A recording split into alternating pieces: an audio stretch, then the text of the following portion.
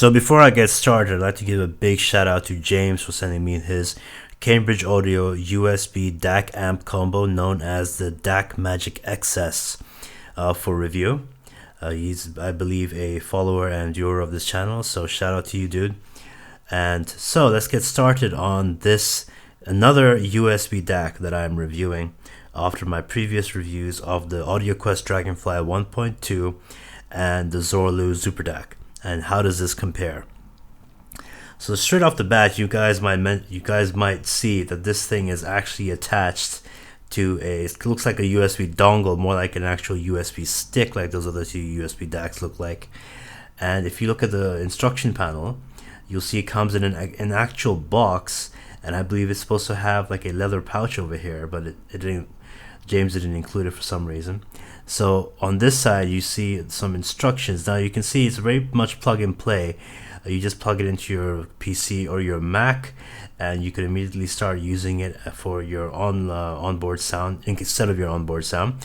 But you have to see over here, you'll see that you can only go up to 96 kilohertz and 24 bits with the USB 1 mode. If you want to go higher than that, you have to use USB 2, which is you have to download the driver from their website for that. And you can see the different color LEDs, which shows which bitrate you are currently playing. And then underneath, you guys will see it says it might get really hot. It does get quite warm when playing, especially over a long period of hours. So it comes in its own box. Pretty impressive, I guess. The other two definitely did not come in this. You guys might remember my Zorlu Super DAC came in a very small box comparatively. So Cambridge Audio is really trying to give a premium impression. I do believe that James told me he got this for £50 from Richer Sounds here in the UK. I believe that there's now a new version of this called the DacMagic XS V2, which costs £100 on Richer Sounds and on their own website. And over here you can see it says you have to switch between the two modes. You can press down both buttons for 5 seconds, and it switches between USB class 1 and USB class 2. So for the higher bit rates, USB class 2 is what you need. So the actual item itself, the actual DAC itself, I've used it for about 2 weeks now, and I've been on and off trying to gather impressions on it. You can see from its look, it's pretty sleek, it's pretty minimalist. You have the black sort of matte design. You have the play, the volume increase and decrease button, which is a difference between it and the previous USB DACs that I reviewed. Now the thing about this is, and on the back you see it says Cambridge DacMagic XS with a serial number. So basically this is supposed to replace what onboard audio solution you have, which I realize is the case with these products, but this one specifically is priced so it doesn't break the bank. So it's pretty much a solution for, I would assume, for those who want a little more cleanliness in the sound, because as you guys know, if you are using the onboard audio solution of your motherboard or your laptop motherboard or whatever you guys have, you'll know that there can be electrical noise. I believe a friend recently had a problem with hissing with his quite high-end motherboard actually. So I recommend that he buy a $20 just a sound card instead of this, more tuned towards gamers than audiophiles. This is more tuned towards people who are into high-res audio, but I have to admit the sound between this and my onboard Realtek audio output solution is not it's not a world of difference. Yes, this gives you a cleaner sound than what my onboard does with a lower noise floor, but I do believe that this and that do not have as astronomical a difference as, say, the Super DAC did between my onboard and that. So the thing about this is, the sound signature of this is that the bass it's a little reduced compared to your, let's say, your cell phone, for example, or even my Realtek audio output, which are more tuned to be bassy solutions. And also you guys need to know that this thing does not have the most control of the bass, obviously.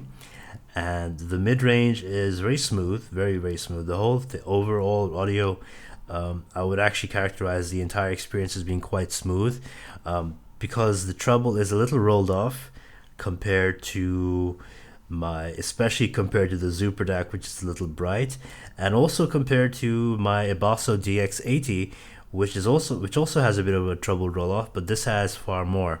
So the sound is supposed to be more mid-rangey, a little more smooth, a little warm, I guess is the word I could use to describe it.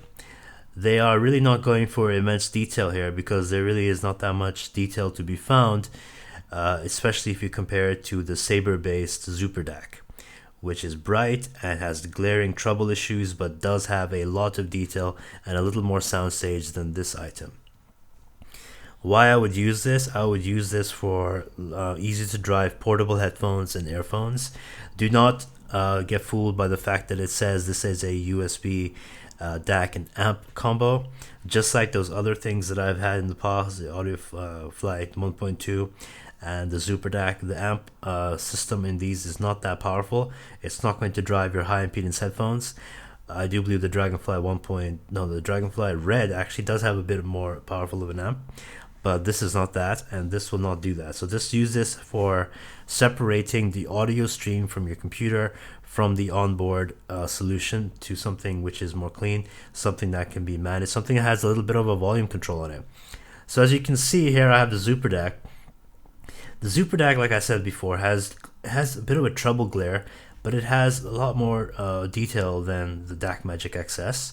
I prefer it to the DacMagic XS. In fact, if you come to think about it, I got the Zorlu Super DAC retails for $74 with shipping about $80, so £64. So compare that to the DacMagic XS, which, if you can still buy it new, should cost about £40 to £50 instead of the V2, which costs £100.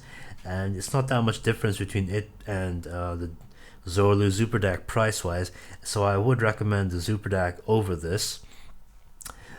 Just on pure detail, there's so much more shimmering detail. Cymbals come out much easier in the mix.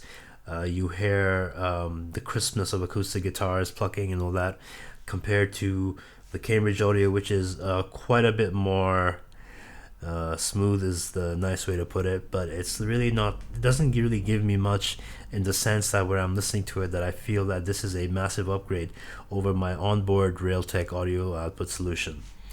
But it looks nice, it has a volume control on it. If you do have a hissing motherboard problem or any other motherboard electrical noise issues, then yes, you can definitely get this. However, I'm sure there are cheaper options if you just want something to remove the sound from your computer and not have a huge difference in sound quality and detail retrieval and all of those options. I do have to admit that the Zorlu Super DAC does control the bass better, but it does sometimes reduce the bass on headphones and earphones compared to the DacMagic, which actually just keeps it as it is, if not just slightly reduces it. But basically this is more mid-range based, and while the Super DAC is more treble heavy and more detail in the treble bass. So even though the DacMagic XS is a comfortable listening solution, I find it a little difficult to recommend for even £50, because I do believe there are better options out there, and not even necessarily the Super DAC, but other options as well. I have not tried the Dragonfly Black myself, so I can't recommend that. So since I have not really listened to the DacMagic XS V2, I can't really comment on how their current iteration sounds. But for this iteration, the previous one, I do believe that for £50 there are better solutions out there, as I have said before. And so, but it's not necessarily a very bad option, but I just do believe for the price, if you can even buy these new still, you could probably do a bit better. So that has been my review of the DacMagic XS. Once again, thank you to James for sending this to my way, and I will be getting this back to you shortly. And everyone else, thank you for checking out my review, and I have some cool stuff coming down the pipeline, and I will see you next time. Cheers.